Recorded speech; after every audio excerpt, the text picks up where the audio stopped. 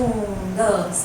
Toca la guitarra, que toque el bajista, toca el coqueteo con el baterista, que canten las mujeres y también los hombres, siente la energía de la gente mía. To win México Canta, that would mean the world to me because I think it would just help me, it would just give me a platform that I've already been developing for a while, but it would take it to another level where I'm not just being exposed to audiences in the United States, but audiences in Mexico, and really just further spread this message of hope, this message of empowerment and unity.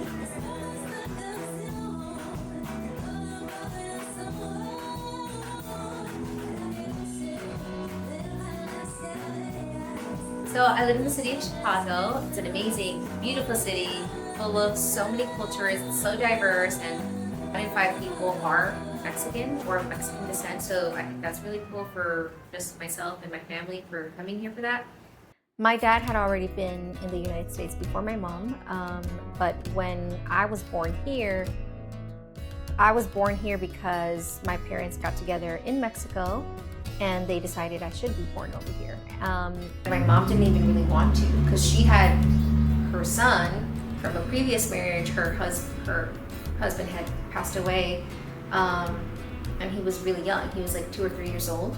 So she didn't want to leave him. But my dad really wanted me to be born over here, and it just made sense. And I'm super grateful for that.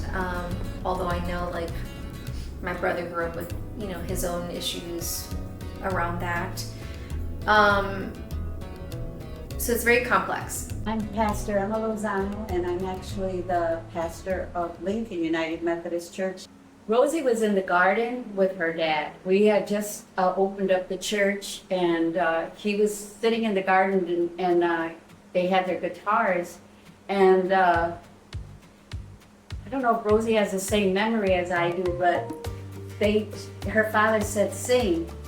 And then she sang this song that all of us know, if you're Mexicanos, Latinos, de colores.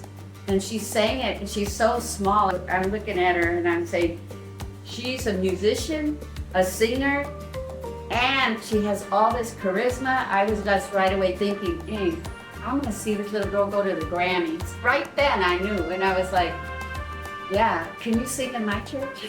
And then when we were going door to door raising money for different things, for immigration marches or for Elvira Arellano, who was in Sanctuary, she was the one who raised the most funds because I would just take her to different places. And it was during a time we were getting deported. She would sing this song about the familia and don't separate me from my father. I remember this one man, I think it was at Taco Bueno.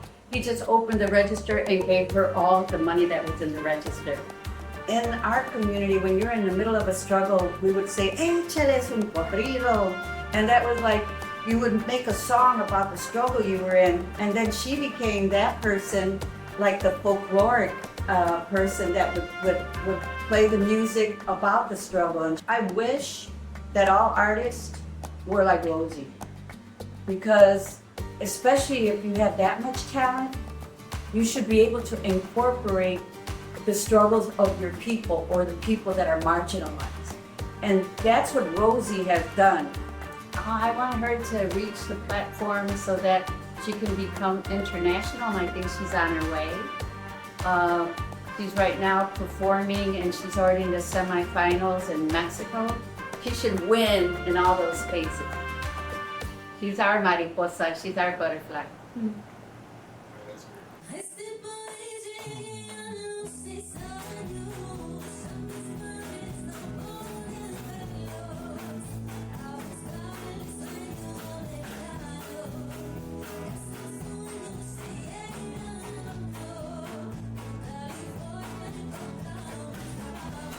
If I would describe Rosie in 3 words: genuine, creative, determined, Conscious, exuberant, brave, Some said heroic. Yeah. Inspiring. She's so spiritual. Resilient. Whimsical.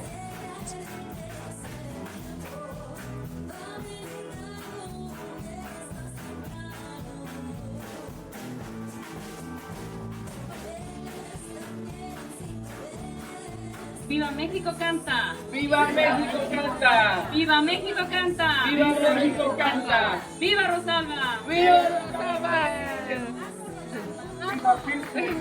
Vote for Rosalba Valdez in the Mexico Canta competition of 2026. Vote for Rosalba Valdez. Vote for Rosalba Valdez. Rosie Valdez. Please vote for her, y'all. Vote for me for Mexico Canta August 23rd.